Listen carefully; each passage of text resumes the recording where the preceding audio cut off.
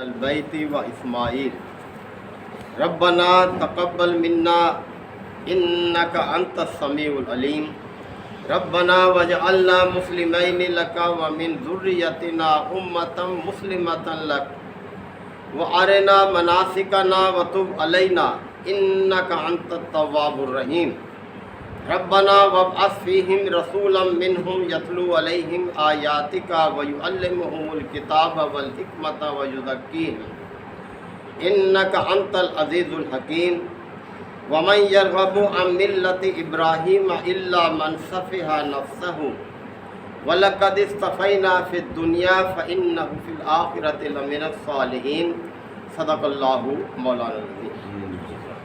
سورہ البقرہ کے یہ 15ویں اور 16ویں رکوع کی آیات ہیں۔ حضرت ابراہیم علیہ السلام کے حوالے سے توجہ دلائی جا رہی ہے۔ حضرت ابراہیم علیہ السلام وہ پیغمبر تھے کہ جنہیں اللہ تعالیٰ نے دنیا کی امامت اور پیشوائی کے لیے منتخب کیا،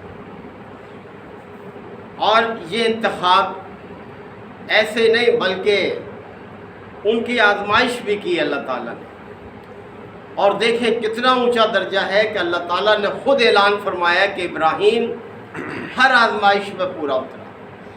ہم ذرا اپنا بھی جائزہ لیں، ہماری بھی ہر وقت آزمائش ہو رہی ہے۔ اذان ہوتی ہے تو اس کے ساتھ ہماری آزمائش شروع ہو جاتی ہے۔ زندگی کے دوسرے معاملات ہیں، ہر ایک میں ہماری آزمائش ہے۔ سچ بولتے ہیں، جھوٹ بولتے ہیں، وعدہ خلافی کرتے ہیں کہ وعدے کو توڑتے ہیں، پورا تول رہے ہیں یا کم تول رہے ہیں، یعنی ہر لمحے ہماری آزمائش ہو رہی ہے۔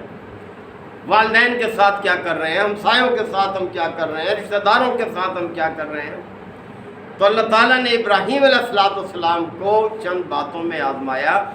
بڑی سخت آزمائش تھی، وہ معمولی نہیں تھی۔ کل میں نے ان کا آپ کے سامنے تذکرہ کیا تھا۔ ہر آزمائش میں وہ پورے اترے۔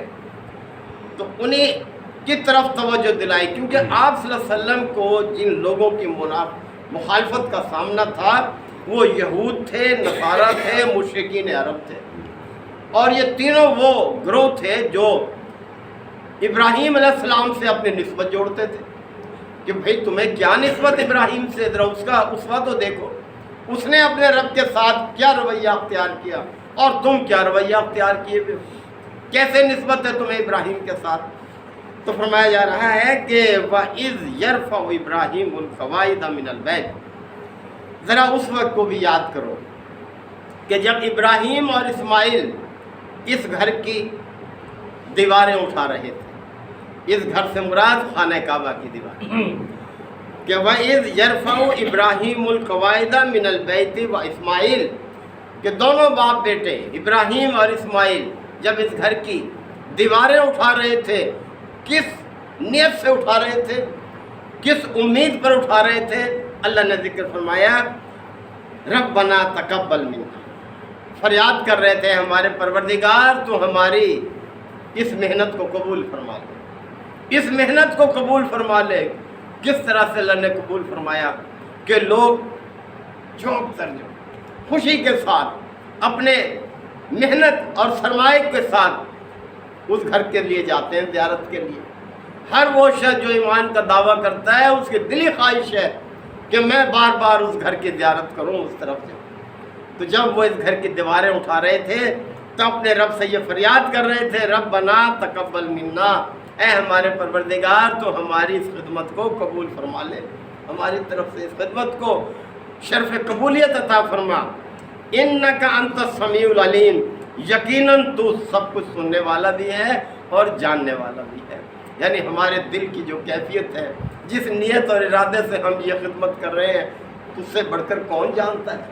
تو دلوں کے حال جانتا ہے۔ ربنا واجعلنا مسلمین لک، اور اے ہمارے پروردگار تو ہمیں اپنا مسلم بنا لے۔ یہ ہے خواہش، دیکھیں کتنی اونچی خواہش ہے، اللہ کا مسلم بن جانا۔ مسلم کا مطلب ہوتا ہے اپنے آپ کو اللہ کے سپرد کر دینا، ٹوٹل سرنڈر کر دینا اللہ کے، ٹوٹل سبمیشن ہے اللہ کے لیے۔ یعنی اس طرح سے یہ خواہش تھی، یہ آرزو تھی، یہ تمنا تھی ابراہیم علیہ السلام کی، اے پروردگار تو ہم دونوں کو اپنا مسلم بنا لے، یعنی زندگی کے ہر معاملے میں تیری رضا کے تابع ہم ہو کر رہے ہیں، یہ ہے مسلم ہونے کا۔ وَمِن ذُرِّيَّتِنَا، اور اے ہمارے پروردگار ہماری جو نسل ہے، امتا مسلمتا لک، اس میں بھی ایسی قوم پیدا فرما جو تیری مسلم ہے، یعنی ہماری نسل میں یہی خواہش ہماری ہونی چاہیے، یا اللہ ہماری جو اولاد آگے پیدا ہو وہ تیری اطاعت کرنے والی ہو، تیری بندگی کرنے والی ہو، یہ خواہش ہونی چاہیے۔ ہماری باقی خواہشات بھی اپنی جگہ ہیں، لیکن غالب یہ ہونی چاہیے۔ ہم یہ خواہش تو کرتے ہیں کہ یہ ڈاکٹر بنے، یہ انجینئر بنے، یہ مالدار بنے، لیکن جو اصل چیز ہے اس سے ہم اپنے آپ کو جو ہے پیچھے رکھتے ہیں۔ تو یہ خواہش، یہ آرزو کی ابراہیم علیہ السلام نے کہ ہماری آئندہ نسل میں ایسی قوم پیدا فرمانا جو تیری مسلم بن کر رہنے والی ہو۔ وَأَرِنَا مَنَاسِكَنَا، اور اے ہمارے پروردگار تو ہمیں مناسک کی تعلیم دے، ہمیں اپنے مناسک سکھا دے، یعنی اپنی عبادت کے طریقے ہمیں بتا کہ کس طرح سے ہم تیری بندگی کریں، وہ طریقہ اختیار کریں جو تجھے پسند ہے۔ وَتُبْ عَلَيْنَا، اور ہمارے معاملات میں درگزر سے کام لے، یعنی ہمارے جو قصور بھی ہو سکتے ہیں لہذا ان پر معاف کرنا، ہمیں درگزر سے کام لینا۔ اِنَّكَ أَنْتَ التَّوَّابُ الرَّحِيمُ، یقیناً تو بہت توبہ قبول کرنے والا اور رحم کرنے والا، یعنی اللہ کی اس صفت کا اندازہ نہیں کر سکتا انسان کہ وہ کتنا معاف کرنے والا ہے اپنے بندوں کو۔ وہ ہے نا کہ ہم تو مائل بکرم ہیں، کوئی سائل ہی نہیں، علامہ اقبال رحمۃ اللہ علیہ اللہ کی طرف سے جواب شکوہ میں فرماتے ہیں کہ ہم تو مائل بکرم ہیں، کوئی سائل ہی نہیں، راہ دکھلائیں کسے، کوئی راہ رو منزل ہی نہیں، کوئی آئے تو صحیح ہمارے راستے پر، دیکھو ہم کیسے کامیاب کرتے ہیں۔ ابھی دیکھ لیں 2-3 دن پہلے صبح صبح آپ صلی اللہ علیہ وسلم کا طریقہ تھا، فجر کے بعد جو ہے دشمن سے نبرد آزما ہوتے تھے، جب اللہ اکبر کا نعرہ لگا کے اللہ کی تکبیر کا اعلان، اس کی بڑائی کا اعلان کرتے ہوئے، اس کی بڑائی کو قبول کرتے ہوئے جب دشمن پر وار کیا تو کیسا کاروبار تھا، اللہ نے مایوس نہیں کیا اپنے بندوں کو۔ تو یہ توجہ دلائی جا رہی ہے کہ ابراہیم نے دیکھیں کس طرح سے اپنے رب کی طرف رجوع کیا تھا کہ وَأَرِنَا مَنَاسِكَنَا، اے ہمارے پروردگار تو ہمیں اپنی عبادت کے طریقے بتا، وَتُبْ عَلَيْنَا، اور ہمارے ساتھ درگزر کا معاملہ کرنا، اِنَّكَ أَنْتَ التَّوَّابُ الرَّحِيمُ، یقیناً تو بہت توبہ قبول کرنے والا اور رحم کرنے والا ہے۔ رَبَّنَا وَابْعَثْ فِيهِمْ رَسُولًا، اب دیکھیں یہ وہ دعا ہے جس کا ظہور نبی کریم صلی اللہ علیہ وسلم ہے۔ اللہ تعالیٰ نے آپ صلی اللہ علیہ وسلم کو یہ دعائے ابراہیم، دعائے خلیل ہے یہ جو آپ کا ظہور ہوا۔ ربنا وابعث فیہم رسولا، اے ہمارے پروردگار تو اس قوم میں یعنی میری نسل میں ایک ایسا رسول کھڑا کرنا۔ یاد رہے کہ نبی کریم صلی اللہ علیہ وسلم ابراہیم علیہ السلام کے بیٹے اسماعیل علیہ السلام کی نسل سے آئے، جبکہ یہ ساری بنی اسرائیل قوم جو ہے یہ ابراہیم علیہ السلام کے بیٹے اسحاق علیہ السلام، یعقوب علیہ السلام، یوسف علیہ السلام، اس نسل سے ہیں سارے کے سارے، یہ اس طرف سے ہیں۔ اسی لیے یہ اپنی ضد اور ہر درمی سے نبی کریم صلی اللہ علیہ وسلم کی طرف نہیں آ رہے تھے کہ ہماری قوم سے کیوں نہیں آیا یہ۔ تو یہ تو اللہ کا فیصلہ ہے، اللہ کا انتخاب ہے کہ جس کو چاہے وہ نواز دے، جس کو چاہے منتخب کرے اپنے کام کے لیے۔ تو فرمایا جا رہا ہے کہ ابراہیم نے یہ دعا کی تھی کہ ربنا وابعث فیہم رسولا، اے ہمارے پروردگار تو اس قوم میں ایک ایسا رسول کھڑا کرنا منہم جو انہی میں سے ہو، یعنی نسل میری اسی نسل میں سے ہو، یتلو علیہم آیاتک۔ اب دیکھیں یہ 4 کام ہیں پیغمبر کے، ہر پیغمبر کے یہی 4 کام ہیں۔ یتلو علیہم آیاتک، جو تیری آیات ان کو پڑھ کر سنائے، یہ پیغمبر کا سب سے پہلا کام ہے کہ اللہ کی جو آیات اس کی طرف آتی ہیں وہ ان آیات کو اللہ کے بندوں کے سامنے پیش کرتا ہے، سناتا ہے اور عمل کر کے دکھاتا ہے۔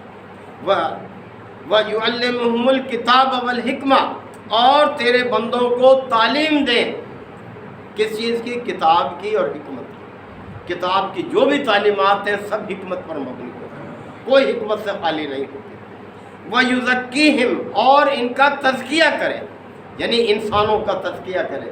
تزکیہ سے مراد یہ ہے کہ ان کے اخلاق پاکیزہ کرے، ان کے کردار کو پاکیزہ کرے، ان کے معاملات کو پاکیزہ کرے، ان کی معیشت کو پاکیزہ کرے، ان کی سیاست کو پاکیزہ کرے، ان کی سماجیت کو پاکیزہ کرے. یعنی زندگی کے جتنے پہلو ہیں ان میں اچھے پہلو کو اختیار کرنے والے، برے پہلو سے اپنے آپ کو بچائیں. تو یہ ہے کہ وہ تزکیہ کرے تیرے بندوں کا. انک انت العزیز الحکیم، یقیناً تو غالب ہے، حکمت والا ہے. یعنی تیرے فیصلے کو نافذ ہونے سے کوئی نہیں روک سکتا. تو عزیز ہے. عزیز کا مطلب یہی ہے کہ جس کے سامنے کوئی مزاحمت نہ پیش کر سکے، کوئی رکاوٹ نہ بن سکے، وہ اپنے فیصلے کو نافذ کرنے کی پوری طاقت رکھتا ہو. تو ابراہیم علیہ السلام نے رب کائنات کو اسی صفت کے حوالے سے یاد کیا کہ انکا انت العزیز الحکیم، اے ہمارے پروردگار یقیناً تو عزیز بھی ہے اور اپنی اس طاقت کو، یعنی جو غلبے کی تجھے طاقت حاصل ہے، تو حکمت کے ساتھ استعمال کرتا ہے. دیکھیں دنیا میں بھی لوگوں کو طاقت اللہ دیتا ہے، لیکن وہ طاقت کو حکمت کے ساتھ استعمال نہیں کرتے، ظلم اور زیادتی کرتے ہیں، اپنی رعایا پر ان کے حقوق سلب کرتے ہیں، ان کے حقوق سے محروم کرتے ہیں. تو اللہ تعالیٰ اپنی اس غلبے کی صفت کو حکمت کے ساتھ استعمال کرتا ہے، کسی کے ساتھ زیادتی نہیں کرتا. یہی ہمارا بھی مقصد ہونا چاہیے. اللہ تعالیٰ ہم سب کو آیات کو سمجھنے کی عمل کی توفیق عطا فرمائے. وآخر دعوانا الحمد للہ وکفا وسلام علی عبادہ الذین اصطفیٰ. ربنا آتنا فی الدنیا حسنہ وفی الآخرۃ حسنہ وقنا عذاب النار وادخلنا الجنۃ مع الابرار. یا عزیز یا غفار یا رب العالمین. ربنا ظلمنا انفسنا وإن لم تغفر لنا وترحمنا لنكونن من الخاسرین. ربنا لا تؤاخذنا إن نسينا أو أخطأنا. ربنا ولا تحمل علينا إصرا كما حملته على الذين من قبلنا. ربنا ولا تحملنا ما لا طاقة لنا به واعف عنا واغفر لنا وارحمنا انت مولانا فانصرنا على القوم الكافرين. یا شافی الامراض اشف مرضانا ومرضى المسلمین. یا قاضی الحاجات اقض حاجاتنا وحاجات المسلمین. اللهم اعز الاسلام والمسلمین. ربنا تقبل منا انك انت السميع العليم وتب علينا انك انت التواب الرحيم. صلی اللہ تعالی علی خیر خلقہ محمد وآلہ وصحبہ اجمعین.